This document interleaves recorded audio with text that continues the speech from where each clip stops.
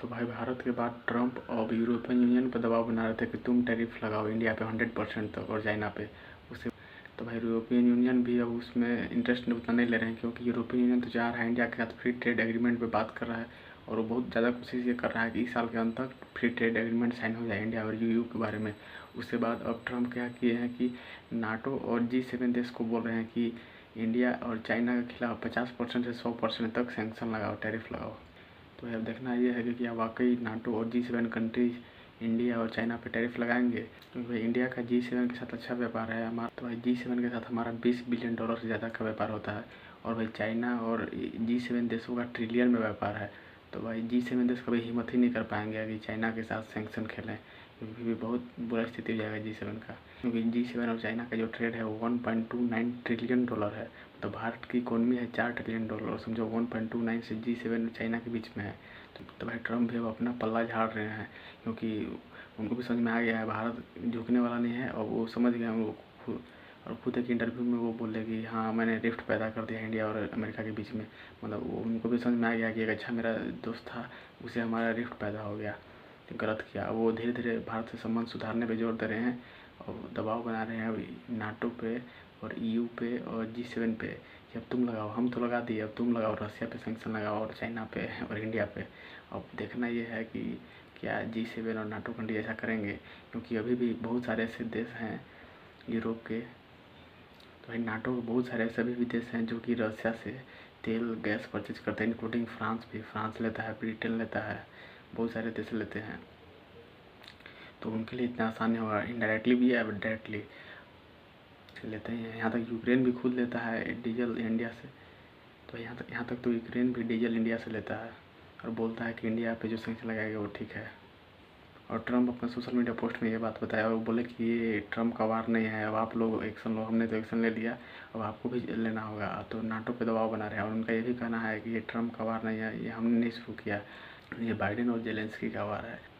और भाई आपको पता होगा ये वार इसलिए शुरू हुआ था क्योंकि जेलेंस्की चाहते थे यूरोपियन यूनियन और नाटो ज्वाइन करना, और रशिया उनको वार्न कर रहा था। क्योंकि नाटो का एक रूल है कि उसका अगर एक देश पे अगर आक्रमण होता है तो सभी देश मिल करके लड़ेंगे। तो भाई इसीलिए रसिया इसे खुश नहीं था, और वो समझा दिया था यूक्रेन को कि नाटो और मत ज्वाइन करना, लेकिन जेलेंस्की मान नहीं रहे थे।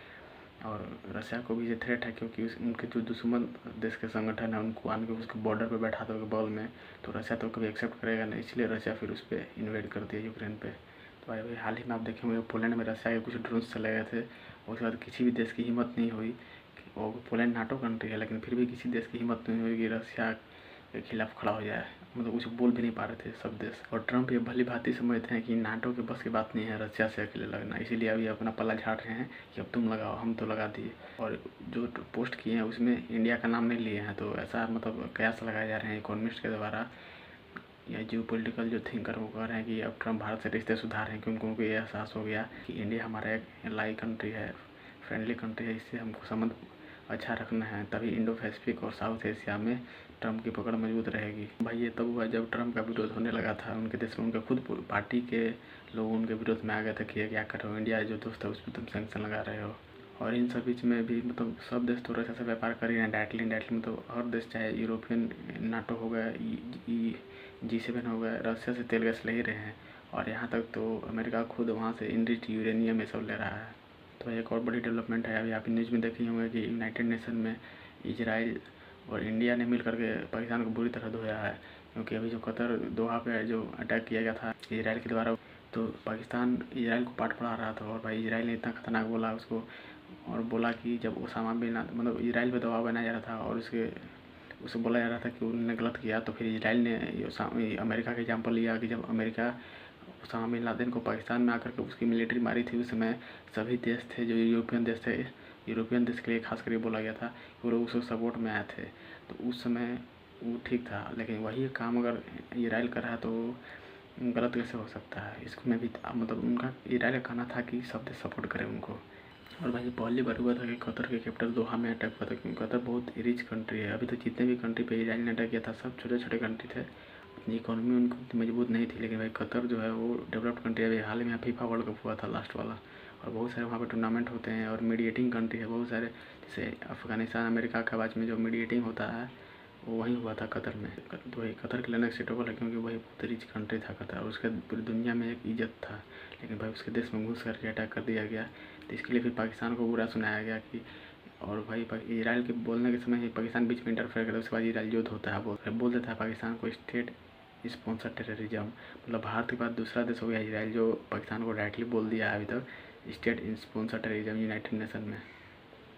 लेकिन भाई अगर पाकिस्तान बीच में नहीं टूटता तो इसराइल इतना आगे नहीं जाता, लेकिन भाई ऐसा बोल दिया। और फिर भारत में बोला, मतलब लेकिन भारत भी तो बोला पाकिस्तान को कि, लेकिन भाई जो इसराइल बोला वो ज़्यादा चल रहा है क्योंकि वो इतना अच्छा टोन में बोला गया है ना, मतलब डायरेक्ट बोला गया है। और अमेरिका से उसका रिलेशन बता कर बोला गया कि अमेरिका जब अटैक किया था तब उन्हें बोले उसामा बिन लादेन वहाँ था। वही पाकिस्तान को समझा रहा था इसराइल कि पहले अपना देश में देखो तो दूसरे देश को बताना।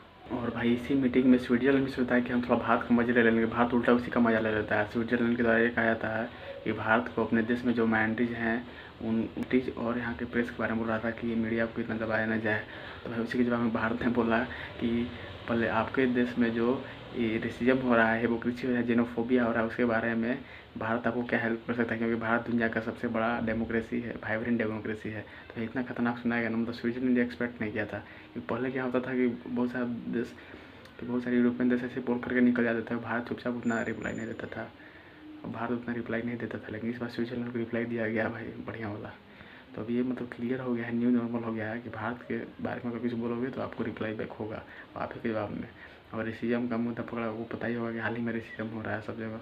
अब एक आदमी का अमेरिका में उसका गला काट दिया जाता है, और बहुत सारे से रेसिज्म के किस्से आते हैं। इसमें कहीं भी और देख रहे थे न्यूज में, शायद स्विट्जरलैंड में अटैक हुआ था इंडियन नेशनल पे, और यूके ये सब में भी होते रहता है।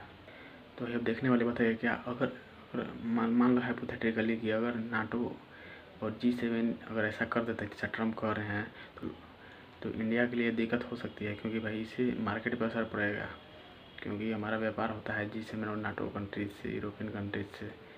अब देखो ऐसा होने के चांसेस हैं कि नहीं। बाकी इसके बारे में आप क्या सोचते हैं, आप अपनी राय कमेंट में दे सकते हैं।